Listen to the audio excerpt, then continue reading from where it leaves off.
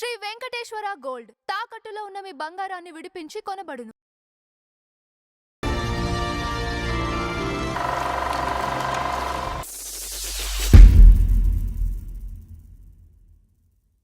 నమస్కారం నందం హరిచంద్ర గారు. నమస్కారం అంజబాబు గారు.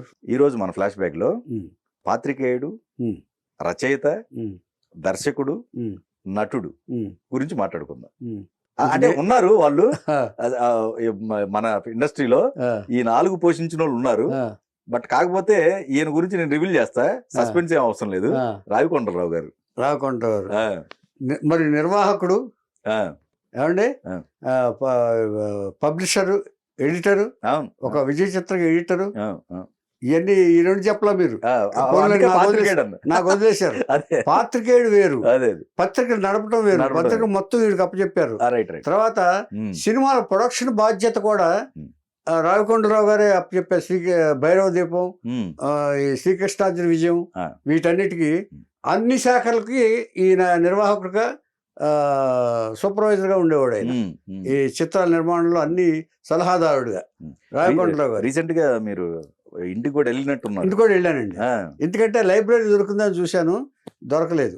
వాళ్ళ అబ్బాయి వచ్చేసి ఎవరికో ఇచ్చేసాడంట. ఆయన కొన్ని చెదలు పట్టేసి, కొన్ని పాడైపోయి, ఆయన ఇంటికి వెళ్ళాను. మా ఇంటి వెనకాల స్ట్రీట్ అది, మన యూనియన్ బ్యాంక్ లేదు ఆ సందులో, పక్క సందులో వెళ్ళాను రావికొండరావు గారు. అందుకని రావికొండరావు గారు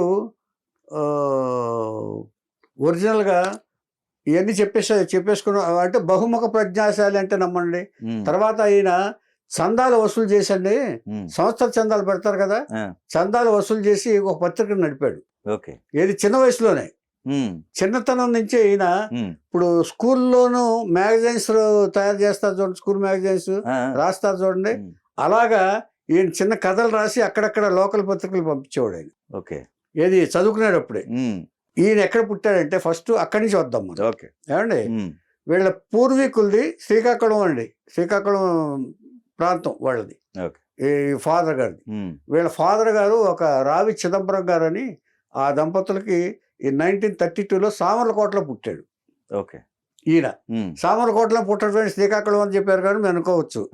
ఈయన పోస్ట్ మాస్టర్ అంచేత ఆంధ్ర రాష్ట్రం అంతా తిరుగుతూ అక్కడ సామర్లకోటలో ఉన్నప్పుడు ఈయన పుట్టాడు. ఆయన దట్ ఈస్ 1932. అట్ ఈస్ కూడా బ్రిటిష్ వారి ప్రెసిడెన్సీ. ఏమండి, అయిన తర్వాత మొత్తం రిటైర్ అయిపోయిన తర్వాత వాళ్ళ ఫాదర్ చిదంబరం గారు రిటైర్ శ్రీకాకుళంలో సెటిల్ అయిపోయాడు ఆయన. ఈయనకి 2 అన్నయ్యలు.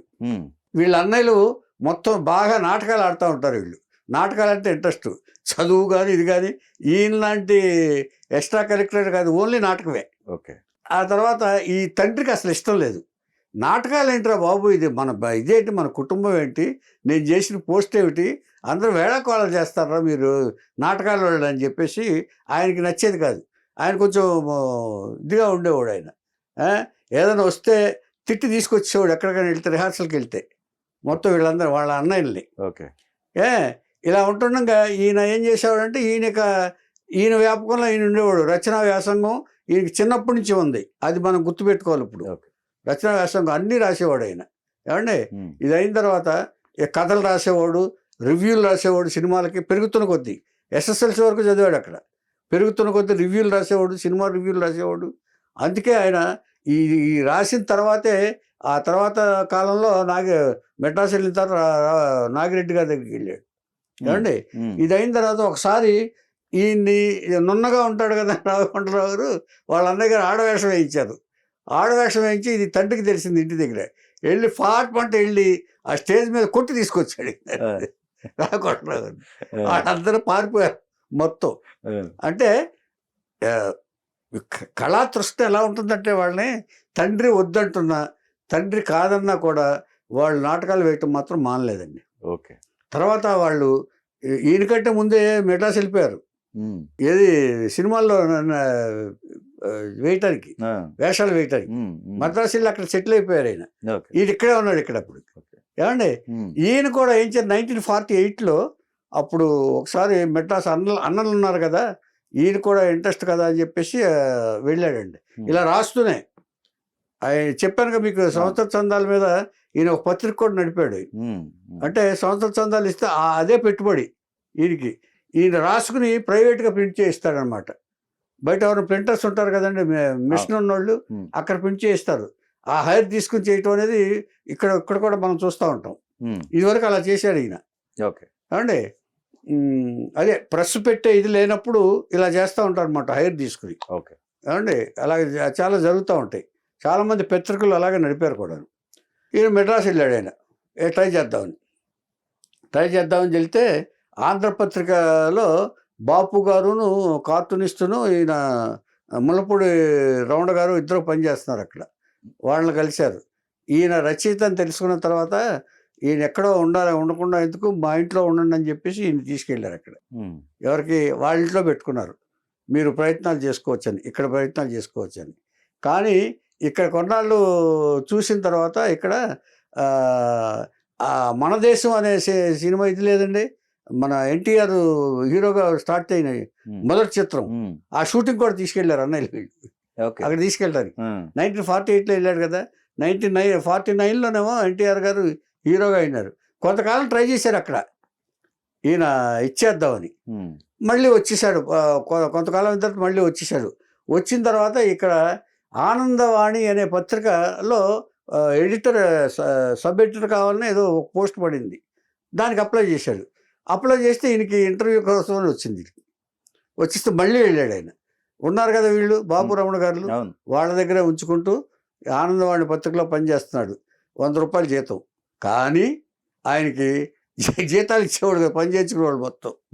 ఈయన ఏమనుకున్నాడంటే పోనీ ఏదో ఒక వ్యాపకం ఉంది ఇక్కడ, ఏదైనా అవసరం అయితే 100 రూపాయలు ఇచ్చేవాడు కాకపోతే ఇంటి దగ్గర నుంచి తెప్పించుకునేవాడు. ఈ బాపు రమణలో ఎప్పుడన్నా ఈయన ఏం చేసేవాడంట, బాపు గారింటికి ఎవరింటికి వెళ్ళినప్పుడు ఆ భోజనం టైంకి వెళ్ళేవాడంట. వెళ్తే అంటే ఏం లేనప్పుడు, ఉన్నప్పుడేమో తను తినేవాడు బయట. ఒకవేళ అవసరం అయితే ఎవరిని అడగటానికి మొహమాటం కదా, ఆ టైంకి వెళ్ళి నమస్కారం పెట్టేవాడు. రాయ్య టైంకి వచ్చా భోజనం చేయని చెప్పాను. అంటే పాపం దీనికి ఏమంటే వాళ్ళు మంచోళ్ళ దగ్గర పడ్డారు. వాళ్ళకు కూడా అభిమానం అండి. ఆయన చెప్పాడంట రమణ గారు, ఆనందవాణి అయిన డబ్బులు ఇవ్వడయ్యా అని చెప్పేసి ఇచ్చేయాలంట. ఆ తర్వాత ఒకసారి హైదరాబాద్లో ఇది జరుగుతుండగా, హైదరాబాద్లో కళా పరిషత్తు ఏదో ఆంధ్ర నాటక కళా పరిషత్తు దీంట్లో పోటీలు జరుగుతాయి.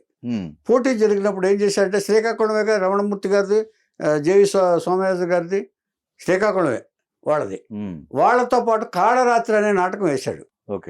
కాళరాత్రి అనే నాటకం వేస్తే అప్పుడు దాంట్లో ఏమైందంటే డివి నరసరాజు గారు వచ్చి చూశారు. అప్పుడు కాళరాత్రి అనే నాటకంలో డివి నరసరాజు గారు చూసి రావికొండలరావు గారి పెర్ఫార్మెన్స్ నచ్చి ఆయన తీసుకుని మెడ్రాస్ వచ్చిన కలువన్నారు. ఏంటి అంతకు ముందు జరిగింది ఇది చెప్తున్నా. ఆ తర్వాత మళ్ళీ మెడ్రాస్ వెళ్ళాడు ఈయన. ఏమండి మెడ్రాస్ వెళ్ళి ఆ డివి నరసరాజు గారిని కలిశారు. ఆయన డివి నరసరాజు గారిని కలిస్తే ఆయన ఏం చెప్పాడంటే, పొన్నలూరు బ్రదర్స్ అని ఒక సినిమా నిర్మాణ సంస్థ ఉంది, అందులో ఈయనకి రచయిత కాబట్టి స్టోరీ డిపార్ట్మెంట్లో జాయిన్ చేశాడు ఆయన. ఎవరెవరో రైటర్స్ వచ్చేవాళ్ళంట, వాళ్ళతో పాటు కూర్చుని ఇచ్చేసేవాడు. అప్పుడు పొన్నలూరు బ్రదర్స్ ఏం చేస్తున్నారంటే, ఎన్టీఆర్ రామారావు గారు తోటి శోభ అనే చిత్రం తీస్తున్నారు ఆయన. వాళ్ళు డైరెక్టర్ అంటే కమలాకర్ కామేశ్వరరావు గారు. ఆ శోభ సినిమా తీస్తుండగా అందులో అసిస్టెంట్ డైరెక్టర్గా జాయిన్ అయ్యాడు. అసిస్టెంట్ డైరెక్టర్కి జాయిన్ చేస్తే వాళ్ళు ఏమన్నారంట, సరే అదే జీతానికి పనిచేస్తాడు. దానికి కూడా 100 రూపాయలే. అదేలేండి. ఏది స్టోరీ డిపార్ట్మెంట్లో. స్టోరీ డిపార్ట్మెంట్లో అందులో అసిస్టెంట్ డైరెక్టర్గా పనిచేస్తానేటప్పటికి సరే ఒక జీతానికి 2 పనులు చదువుతుంటాం, నాకు బ్యాంకెట్ లాభం అని వాళ్ళు అనుకున్నారు. అంటే ఆలోచనలు ఎలా ఉంటాయి చూడండి. ఏమండి ఇలా ఉంటుండగా పనిచేశాడు ఆయన. పనిచేస్తే అక్కడ ఉండగా ఏం చేశారంటే, ఒక డాక్టర్ వేషం వచ్చిందంట. డాక్టర్ వేషం వస్తుంటే డైలాగులు రావికొండలరావు చెప్తున్నాడు. ఆ డాక్టర్ మామూలు డాక్టర్ అనుకుని చెప్పలేడు, కానీ ఒక టిపికల్ తింగర్ డాక్టర్ అంట. ఏమిటలా ఇలా సంథింగ్ ఇలాగ ఉంటుంది. రావికొండలరావు గారు చెప్తారే మాడ్యులేషన్ అట్లా ఉంటాయి. మామూలుగా ఏదో చెక్ చేసేసి వెళ్ళిపోవడం, మందులు రాసి వెళ్ళిపోవడం అనుకున్నాడు అతను. డైలాగ్ చెప్పలేకపోయాడు. చెప్పలేకపోయేటప్పటికి ఇలా కాదా అని చెప్పని ఇతను అసిస్టెంట్ డైరెక్టరు మన రామకొండలరావు గారు అతను ప్రాక్టీస్ చేస్తున్నాడు. ఇదంతా చూశాడు డైరెక్టర్ గారు. ఇంతకయ్యా నువ్వే చెప్పు అని చెప్పేసి నువ్వే వేసే ఆ వేషం అని ఆ కోట్ తీసి ఇతను వేసేసారు. దాంట్లో బాగా పండిపోయింది వేషం. ఆ తర్వాత వాళ్ళే ఎన్టీఆర్ మన జయచిత్ర తల్లి జయశ్రీ ఉన్నది, జయశ్రీ అనుకుంటా, జయశ్రీ, ఆవిడతోటి దైవబలం అనే సినిమా తీశారు. జయచిత్ర మదర్ ఆవిడ హీరోయిన్. దైవబలం తీస్తే దానికి కూడా అసిస్టెంట్ డైరెక్టర్గా పనిచేశాడు. ఇలా జరుగుతుండగా గుత్తా రామినేడు గారని ఆయన సార్ అదే ఈ రైటర్గా కూడా దీంతో ఈ మెడ్రాస్ వచ్చినా కూడా ఆంధ్రజ్యోతికి, ఆంధ్రపత్రికకి, యువ, విపుల, దీనికి మన సితారకేమో పాత బంగారం అని సినిమాల మీద పాత సినిమాల గురించి రివ్యూలు రాయటం మొదలుపెట్టాడు ఈయన. అంటే చరిత్ర అప్పటి నుంచి ఈయన మొత్తం ఆ రచనా వ్యాసంగాన్ని మాత్రం విడిచిపెట్టలే. ఏమండి, ఇది అయిన తర్వాత గుత్తా రామిరెడ్డి గారు కలిశారు ఒకసారి. కలిసినప్పుడు ఈ వేషం వేశాడు కదా, దీంతో బాగా పాపులర్ అయిపోయాడు ఆయన. ఎవరని ఆ రామిరెడ్డి గారు అంటున్నారు, నువ్వు డైరెక్షన్ డిపార్ట్మెంట్లో చేరో బాగానే ఉంది, కానీ నువ్వు దీని మీద ఉన్నావు అనుకో, నేను డైరెక్టర్ని అయ్యాను, చాలా కష్టపడ్డా డైరెక్టర్ అంటే సర్వైవాలు, నువ్వు వేషం బాగా చేసావు అందుకని చెప్తున్నాను నీకు, నువ్వు డైవర్ట్ అయితే బెటర్ వేషాలకి అని చెప్పి ఆయన సలహా ఇచ్చాడంట. సరే, ఆ తర్వాత అది ఆ సలహా మైండ్లో పెట్టుకున్నాడు. తర్వాత నర్తనశాలకు కూడా పనిచేశాడు ఈయన. కమలాకర్ కామేశ్వరరావు గారు పనిచేశారు కదా, నర్తనశాలకు గారు కూడా ఆ చిత్రానికి కూడా పనిచేశాడు ఆయన. పనిచేస్తూ ఈ రచనా వ్యాసంగం మాత్రం మారల. ఈ పాత బంగారం రివ్యూలు రాయటం, ఈ రచన రాయటం ఇదంతా తెలిసిన తర్వాత నాగిరెడ్డి గారు కవర్ చేశారు. నాగిరెడ్డి గారు కవర్ చేసి ముందు వేషాల గురించి చెప్తాం. రామినేడు గారు సలహా ఇచ్చారు ఆర్టిస్ట్గా చేయమని, డాక్టర్ గారు. ఏమండి, అప్పుడు ఏం చేశారంటే బాపు రమణులు ఇంట్లో ఉన్నాడు కదా ఈయన, వాళ్ళని కూడా సలహా అడిగితే అదే బెటర్ అన్నారు. రైటర్స్గా ఇది కూడా మేము పడుతున్నాం కదా డైరెక్ట్గా. అంటే రామినేడు గారు ఏం చెప్పారంటే, నేనే సొంతంగా పార్ట్నర్స్ని ఏర్పాటు చేసుకుని సినిమాలు చేసుకున్నాను, ఇప్పుడు పరిస్థితి అది, మనకు సినిమాలు ఇచ్చేటప్పటికి మన వయసు దాటిపోతుంది, జుట్టు రాలిపోతుంది, అంచేత నువ్వు వేరే దీన్ని వెళ్ళటం మంచిదని చెప్పేసి ఒక వెల్విషర్గా సలహా ఇచ్చారు ఆయన రామినేడు గారు. అదే జడ్జిమెంట్ కరెక్ట్ అయింది. పైగా డాక్టర్ వేషం బాగా చేశాడు ఆయన, అందులో బాగా ఇంప్రెస్ అయ్యారు ఆయన యాక్టింగ్కి, అందుకే అది చెప్పారు. అప్పుడు మురళపూడి వెంకటరమణ గారు నీ సలహా అడిగితే ఏమన్నారంటే ఆయన, సరే నువ్వు అది డిసైడ్ చేసుకున్నావు కాబట్టి ఇదే కరెక్ట్ కూడాను, నీకు నేను దాగుడు మూతలు అనే సినిమా రాస్తున్నాను ఎన్టీఆర్ గారితో, అదే ఎన్టీఆర్ గారితో, దాంట్లో క్యారెక్టర్ రాస్తాను, నువ్వు అది చెయ్యి, అలా కంటిన్యూ అయిపో అని అన్నారు ఆయన. దాంట్లో కూని రాగం తీసే డాక్టర్ ఏదో క్యారెక్టర్ ఉంటాను, అందులో టిపికల్ క్యారెక్టర్స్ అని వేస్తున్నాడు ఆయన. ఆ తర్వాత నిర్దోషి చిత్రంలో కూడా ఎన్టీ రామారావు చేశారు. ఇప్పుడు ప్రేమించుడు సినిమా ఆఫర్ వచ్చింది. ఆఫర్ వస్తే ఆ ములపూడి వెంకటరమణ గారు ఎవరు సజెస్ట్ చేశారు ఆయన, పుల్లయ్య గారికి. పుల్లయ్య గారు సజెస్ట్ చేసి ఈయనగా కొండలరావు గారు బాగుంటాడు అని చెప్పేసి, కొండలరావు నువ్వు వెళ్ళి ఒకసారి పుల్లయ్య గారు కనిపించున్నాడు. పుల్లయ్య గారు కనిపించే ఈయన మంచి టచ్ చేసుకుని, వాళ్ళ ఆర్టిస్ట్ ఎలా కనపడతాడో అలాగా టచ్ చేసుకుని వెళ్ళాడట. వేసేటప్పుడు చూశాడు, ఎవరు బాబు నువ్వు అన్నారండి. అదేనంటే ఏదో నాగేశ్వర ఫాదర్. ఎవరాడు చెప్పింది వాడు రమ్మనిటు, నాగేశ్వర ఫాదర్ అనుకున్నాడు, కొడుకు అనుకున్నాడు. బుద్ధి జ్ఞానం ఉండక్కర్లా ఈ క్యారెక్టర్ చెప్పడానికి, నువ్వే సరిపోతావు అని ఆయన తిట్టేశాడు. గబుక్కుని భయంతో బెక్కి చచ్చిపోయాడట. అప్పుడు మళ్ళీ వాళ్ళ దగ్గరికి వెళ్తే రమణ గారి దగ్గరికి, కాదయ్యా నువ్వు, ఆయన వెళ్ళి పుల్లయ్య గారి దగ్గరికి, ఏమండి సరిపోతాడు, మీకు అలా కనిపిస్తున్నాడు కుర్రాడే కాబట్టి, కానీ అతను వేషానికి మాత్రం పెర్ఫెక్ట్గా సరిపోతాడు, మీరు చూడండి అని చెప్పేసి ఒక ఇది చూపించాడు ఆయన. డైలాగ్ చెప్పెళ్ళి ఒకసారి కొన్ని డైలాగులు రాసి చూపించి వినిపించాడు. ఆ ఫాదర్ ఒరే గాడిదా అంటే ఇలా మాడ్యులేషన్ ఏదో ఉంది ఆయనకి. ఆ డైలాగులన్నీ, ఆ సినిమాలో డైలాగులన్నీ ఒకటి చదివి వినిపించాడు ఆయన. అంటే బాగా చెప్తున్నావే, సరే ఓకే ఫిక్స్డ్ అన్నాడు ఆయన పీపుల్లయ్య గారు. దాంట్లో బాగా పండింది ఆ క్యారెక్టర్ కూడా. ఆ తర్వాత వరుస సినిమాల్లో నాగేశ్వర బ్రహ్మచారిలో పిల్లవాడి రక్తమును ఈ రక్తమును పరిశీలించి చూడగా తేలింది ఏమంటే అంటూ చూసి అంటే జయలలిత బిడ్డ తన బిడ్డ కాదంటాడు నాగేశ్వరరావు గారు ఓకే బ్రహ్మచారి సినిమాలో. అది పూడడానికి బ్లడ్ డిఎన్ఏ టెస్ట్ ఏదో తీస్తారు, బ్లడ్ టెస్ట్ తీస్తారు. ఆ డాక్టర్ రావికొండలరావు గారు. ఇంకా అన్ని డాక్టర్ క్యారెక్టర్లు ఇస్తున్నారు. అట్లా అందరూ టెన్షన్ గా ఎదురు చూస్తూ ఉంటారు. టెన్షన్ గా ఎదుర్కొంటే ఈయన ఈ పిల్లవాడి రక్తమును ఈయన రక్తమును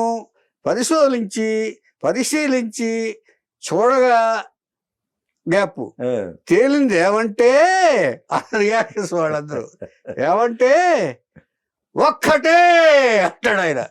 షాక్ రాస్తారు. అంటే అది మ్యాచ్ కాదు, నాగేశ్వరరావు గారు అన్న కొడుకే అది. ఆ డిఎన్ఏ మ్యాచ్ అన్న మోసం చేశాడు అక్కని, జయలలిత అక్కని ప్రభాకర్ రెడ్డి గారు మోసం చేస్తాడు.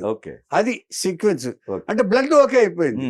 అంటే నాగేశ్వరరావు గారు ఇదే అంటే ఆ బిడ్డని ఇంట్లో చేర్చడానికి జయలలిత పన్నిన నాటకం బ్రహ్మచారి సినిమాలో. నేను బ్రహ్మచారిని అసలు నేను ఎప్పుడు ఇలాంటి పనులు చేయలేదంటాడు నాగేశ్వరరావు గారు. అందుకని బ్రహ్మచారి టైటిల్. ఇది సీక్వెన్స్. ఇక అక్కడి నుంచి రావికొండలరావు గారిని వెనక్కి తిరిగి చూసుకునే పని లేదు. ఇక అక్కడ ఈ రివ్యూలు రాసినప్పుడు నాగిరెడ్డి గారికి ఒక ఇది వచ్చి పిలిపించారు. ఆయన పిలిపించి అప్పుడే విజయ చిత్ర ఆయన ఇచ్చేస్తున్నారు, ప్రారంభించబోతున్నారు. అప్పుడు దానికి ఎడిటర్ని చేసి దాని నిర్వహణ బాధ్యత అంతా అప్పచెప్పారు ఆయన, చెక్ చేసి మొత్తం. ఏమండి ఇది అయిన తర్వాత ఆయన రచనలు చేస్తూ ఇచ్చేస్తూ వాళ్ళ ప్రొడక్షన్ స్టార్ట్ చేసిన తర్వాత వేణుగోపాల్ రెడ్డి గారు పిల్లలు స్టార్ట్ చేశారు కదా. నాగిరెడ్డి గారు ఇది అయిన తర్వాత పిల్లలు స్టార్ట్ చేశారు. స్టార్ట్ చేసిన తర్వాత ఆ సినిమాలన్నిటికీ నిర్వహణ బాధ్యతలు తెచ్చి ఈయన అప్పచెప్పారు. ఇచ్చేది అనుభవజ్ఞుడు కాబట్టి ఇటు స్టోరీ సైడు ఇటు నిర్వహణ సైడు మొత్తం ఎవరెవరు ఆర్టిస్టులు ఫిక్స్ చేయాలో అది మొత్తం నిర్వహణ బాధ్యత అంతా ఈయనకి అప్పచెప్పారు రావికొండలరావు గారు. ఏం చేద్దంటే జస్టిఫైడ్ ఆర్టిస్టుల్ని ఫిక్స్ చేయటం కానీ వాళ్ళతో వీళ్ళు మాట్లాడడం కానీ. ఇప్పుడు వాళ్ళు మాట్లాడరు కదండి ఇదివరకు. ఈ మేనేజర్ల శాఖ అంతా మారిపోయింది కదా, తర్వాత మారిపోయింది కదా మొత్తం. అలాగా ఆయన్ని మొత్తం బాధ్యత అంతా చేస్తున్నారు. ఈయన ఆధ్వర్యంలోనే అన్ని సినిమాలు జరిగినాయి. శ్రీకృష్ణ సింగీత శ్రీనివాసరావుతో తీసిన ఇది, ఆ తర్వాత బృందావనం, మేడం, ఇవన్నీ కూడా ఈయన ఆధ్వర్యంలోనే. ఆయన అంటే పెర్మనెంట్ ఎగ్జిక్యూటివ్ మొత్తం. తర్వాత ఈయన రైటర్గా కూడా ఈయన పుస్తకాలు కూడా రాశారు. పుస్తకాలు రాయకుండా ఏం చేశారంటే బాపు గారికి మిస్సమ్మ కథని రివర్స్ చేసి కథ రాశాడు ఆయన. దాన్నే బాపు గారు పెళ్లి పుస్తకంగా తీశారు. మిస్సమ్మ విజయవాడి కథ ఉంది కదా, దాన్ని తిరగరాసి ఈయన పెళ్లి పుస్తకంగా తీశారు ఆయన. అప్పుడు అదే కథని కొంచెం లేటెస్ట్ ట్రెండ్కి మార్చి తర్వాత ఈయన విజయ చిత్రకి చాలా కాలం ఆయన ఆధ్వర్యంలోనే విజయ చిత్రం నడిచింది మొత్తం. ఆ తర్వాత దాంట్లో ఆర్టిస్టుల గురించి ఎప్పుడు కూడా చరిత్రల గురించి ఎపిసోడ్ల కింద రాసేవాడు ఆయన. దాంట్లో ఆ విజయ చిత్రంలో ఆ విజయ చిత్ర మొత్తం ఆర్టిస్టులందరి జీవితాలకు ప్రామాణికంగా చెప్తారు అక్కడ. అప్పుడు పాత విషయాలు తెలియాలంటే, అంటే జరిగిన విషయాలు కానీ ఇది కానీ ఎవరికి తెలియని విషయాలు కానీ విజయ చిత్రంలో పొందుపరిచి దాన్ని ఒక అందమైన దీనిగా తయారు చేసి ఆర్టిస్టులకి ఒక ప్రెస్టీజియస్ పత్రిక కింద దాన్ని తీసుకొచ్చారు రావికొండలరావు గారు. దాన్ని బికాజ్ ఈయన కూడా ఆర్టిస్ట్ కాబట్టి.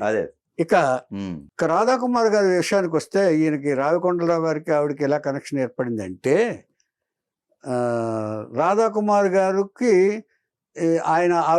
ఆవిడ విజయనగరం ప్రాంతం, ఆవిడ విజయనగరంలో రమణమూర్తి సూర్యప్రకాశం అనే దంపతులకి 1942లో జన్మించింది. అక్కడ వాతావరణం వల్ల ఆ ఎన్విరాన్మెంట్ వల్ల ఆవిడకి కూడా నాటకాల పట్ల చిన్నప్పటి నుంచి ఇంట్రెస్ట్ పెరిగింది. 12వ ఏట నుంచి బాలనటిగా నాటకాలు వేయటం ప్రారంభించింది ఆవిడ. 12వ ఏట నుంచి హీరోయిన్ వరకు. అలా పెరిగిన తర్వాత అప్పట్లో ఆడవేషాలు వేయటానికి ఎవరో దొరికేవారు కాదు. ఇప్పుడు ఈవిడ స్టార్ట్ అయింది. అంతా మనకి ఎవరిని తీసుకున్నా సోమయాజులు గారు, రమణమూర్తి గారు ఇట్లాంటి వాళ్ళే తప్ప, విజయనగరం నుంచి వచ్చిన వాళ్ళు తప్ప, ఈ రావికొండలరావు గారు, రావికొండలరావు గారు అన్నయ్యలు అందరూ మగాళ్లే. ఆడాళ్ళు దొరికేవాళ్ళు కాదు. ఆడవేషం వేయించారని చెప్పారు కదా రావికొండలరావు గారికి. ఇప్పుడు రావికొండలరావు గారు వేసినప్పుడు ఆయనకి ఆడవేషం కావాల్సి వచ్చింది. ఒకళ్ళే ఉన్నారని చెప్తే వీడి గురించి చెప్పారు, రాధాకుమార్ గారి గురించి. ఆవిడని విజయనగరం వెళ్ళి అడ్వాన్స్ ఇచ్చి ఇక్కడ తీసుకొచ్చి ఈవిడికి తన ఇంట్లోనే ఆశ్రయం ఇచ్చి నాటకాలు వేయించారు ప్రదర్శనలు. వేయించినప్పుడు వాళ్ళ ఇంట్లో ఉన్నప్పుడు వాళ్ళందరికీ నచ్చింది వీళ్ళ ఇది. ఆవిడ కూడా వీళ్ళకి తగిన శ్రోత్రి కుటుంబం నుంచే వచ్చింది ఆవిడ కూడా. అంచేత వీళ్ళిద్దరికీ బాగా జోడీ కుదిరింది, ఒకే దాంట్లో ఉన్నారు కాబట్టి వాళ్ళిద్దరికి వీళ్ళిద్దరూ అనుకున్నారు పెళ్లి చేసుకుందామని. పెద్దవాళ్ళు కూడా వాళ్ళు కూడా అనుమతి ఇచ్చారు. వీళ్ళిద్దరికి బాగానే ఉంది జోడీ, ఇంకా బయట ఎక్కడ ఎందుకు చెప్పడం, ఒకే ఫీల్డ్లో ఉన్నారు కాబట్టి వీళ్ళిద్దరు బాగుంటుందని చెప్పి వాళ్ళిద్దరికి పెళ్లి చేశారు. పెళ్లి చేసిన తర్వాత ఒక కుమారుడు పుట్టాడు. కుమారుడు పుట్టినంత వరకు సంసార బాధ్యతలు చూసుకున్న తర్వాత ఇక్కడి నుంచి మెడ్రాస్ వెళ్ళి ఇక్కడి నుంచి సినిమాల కోసం ట్రై చేసి, ఈవిడేమో తేనె మనసుల్లో ఉంది ఫస్ట్ ఆది సుబ్బారావు గారి దాంట్లో నటించింది ఈవిడ. అక్కడ సెలెక్ట్ అయింది ఈవిడ, రాధాకుమార్ గారు ఫస్ట్ 64లో. కొడుకు పుట్టే వరకు వీళ్ళు జాగ్రత్తగానే ఉన్నారు. కొడుకు స్కూల్కి వెళ్ళడం మొదలెట్టిన తర్వాత విస్తృతంగా నటించడం మొదలుపెట్టారు. అప్పటి వరకు కొంత తగ్గించుకున్నారు సినిమాలు. ఏమండి, ఆ తర్వాత కూడా స్కూల్కి వెళ్ళడం మొదలుపెట్టారు. వీళ్ళిద్దరు కూడా కలిసి నటించడం కూడా మొదలుపెట్టారు. ఎవరు కూడా నిర్మాతలు దర్శకులు కూడా వీళ్ళిద్దరిని భార్యాభర్తలు కూడా చాలా సినిమాల్లో చేశారు. నాగార్జున సినిమాలో కూడా ఒక దాంట్లో ఒకళ్ళేమో చెవుడును ఒకడేమో గుడ్డి. సో అలాగా 110 చిత్రాల్లో యాక్ట్ చేసిన భార్యాభర్తలుగా వీళ్ళది ఒక రికార్డు. ఏమండి, అంటే అంత అన్యోన్యంగా ఉండేవారు అనమాట వాళ్ళు. వాళ్ళకు ఒక కొడుకు పుట్టాడు చెప్పారు కదా, స్కూల్కి వెళ్ళిన తర్వాత వీళ్ళు నటించడం ప్రారంభించారు. ఆ కొడుకు కూడా మంచి ఉద్యోగంలో ఉన్నాడు ఇప్పుడు ఆయన. ఏమండి, ఇది అయిన తర్వాత ఈయన నాగావళి నుంచి మంజీరా వరకు తన ప్రయాణం గురించి, అంటే నాగావళి నుంచి బయలుదేరి శ్రీకాకుళం నుంచి మద్రాసు వచ్చి, మద్రాసు నుంచి ఈ బాపు రమణ గారితో ఉండి సినిమా అసిస్టెంట్ డైరెక్టర్గా ఉండి, అక్కడి నుంచి ఇదంతా ఈ చరిత్ర అంతా కూడా ఆయన మంజీరా వరకు అని తన స్వీయ చరిత్ర పుస్తకం కింద రాసుకున్నాడు. ఈ నాగావళి నుంచి మంజీరా వరకు. ఏమండి, ఆ తర్వాత ఈయన బహుముఖ ప్రజ్ఞకు సాహితీ సేవకి గుర్తించి ఆంధ్ర యూనివర్సిటీ వారు కళాప్రపూర్ణ బిరుదు ఇచ్చారు. ఏమండి, ఇంకా ఆయన మల్లీశ్వరి సినిమా నవల రాశారు ఆయన, హ్యూమరథం అని రాశారు ఆయన. తర్వాత బెస్ట్ సినిమా బుక్ కింద అవార్డు వచ్చింది ఆన్ సినిమా, తెలుగు సినిమా మీద బుక్ రాశాడు ఆయన. బుక్ మీద దానికి అవార్డు కూడా వచ్చింది ఈయనకి. అంచేత రచయితగా కూడా ఈయన కొన్ని అంటే అన్ని పత్రికలకి ఈయన రాశాడు ఆయన. బహుముఖ ప్రజ్ఞాశాలి, అందులో సందేహమే లేదు ఇటువంటి ఇదిలో. తర్వాత పాత బంగారం అని చెప్పినప్పుడు ఆయన పాత విషయాలు చాలా చెప్పేవాడు దాని మీద విశ్లేషణలో. చితారకి చాలా కాలం పనిచేశాడు ఆయన. ఏమండి, తర్వాత ఇక ఇలా చేసిన తర్వాత 1912లో రాధాకుమార్ గారు అనారోగ్యంతో ఆవిడ హార్ట్ అటాక్ మరణించారు ఆయన.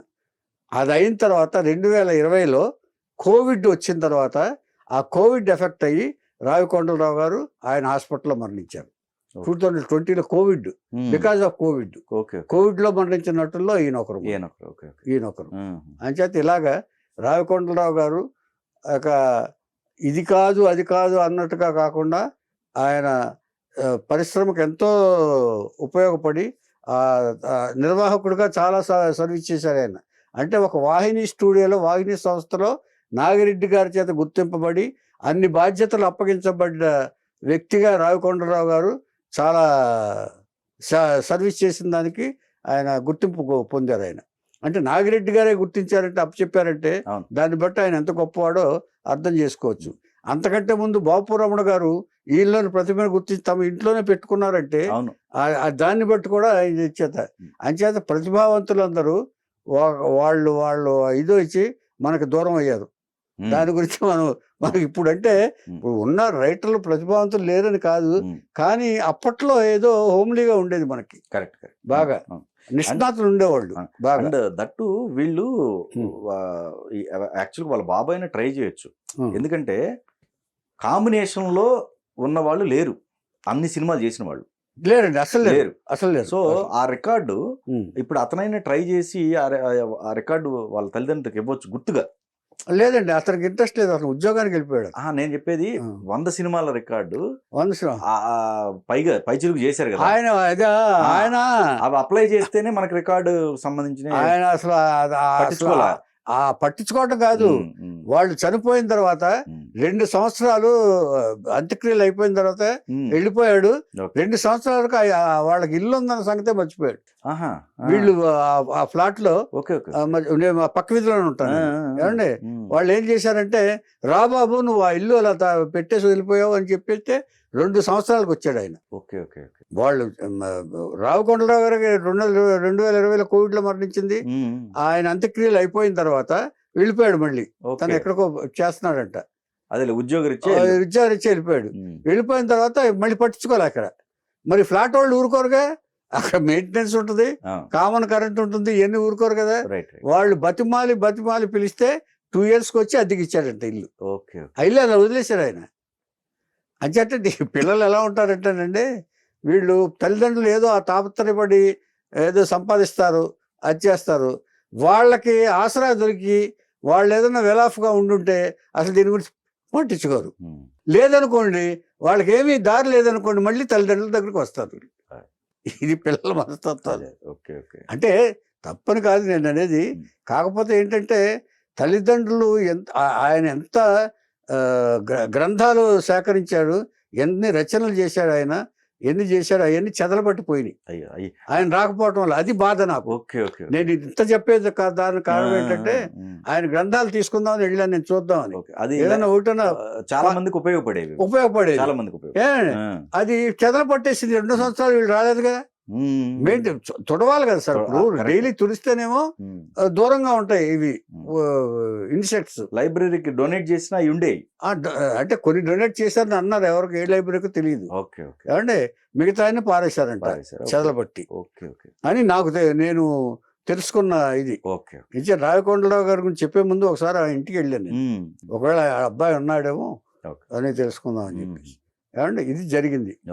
కాకపోతే ఏంటంటే అది వాళ్ళిద్దరూ అంత కష్టపడి ఎంత రచన చేసి ఆయన ఎప్పుడు చిన్నతనం నుంచి రచయిత ఆయన. తన కుతి ఆర్పుకో తీర్చుకోలేక ఆయన సంవత్సర చందాలు వసూలు చేసి ఒక పత్రికను రాసి దాన్ని ప్రచురించాడు ఆయన. తర్వాత ఈయన పుస్తకాలు రాశారంటే నీతి చంద్రిక అని ఒకటి రాశారండి. ఏమండి హ్యూమరథం అని రాశారు. మల్లీశ్వర్ని సినిమా లేదండి, దాని సినిమా నవల రాశారండి. తర్వాత బ్లాక్ అండ్ వైట్ అని ఒకటి రాశారు ఆయన. అంటే ఆ కాలం నాటి జ్ఞాపకాలు అనమాట. ఆ తర్వాత best book Telugu cinema Nandi award వచ్చింది ఆయనకి, తెలుగు సినిమా మీద. అంత ఇంట్రెస్ట్ ఆయనకి రచన. పైగా ఆయన జీవితాన్ని రాసుకున్నాడు. ట్రావెల్ అంటే జీవితాన్ని రాసుకోవడమే కాదండి, ఎంతో మందికి రచయితగా. ఏమండి కమలాకర్ కామేశ్వరరావు గారు నర్తనశాలకి పనిచేశారంటే దాన్ని బట్టి ఆయన నుంచి ఆయన ఎంత ఉపయోగపడి ఉంటాడు, ఎంత రచయితగా. ఆయన చేత అలాంటి గొప్పవాళ్ళు గురించి మనం చెప్పుకోవటం అనేది మన అదృష్టం, గుర్తు చేసుకోవటం. ఇది రావికొండరావు రాధాకుమార్ గారి చరిత్ర.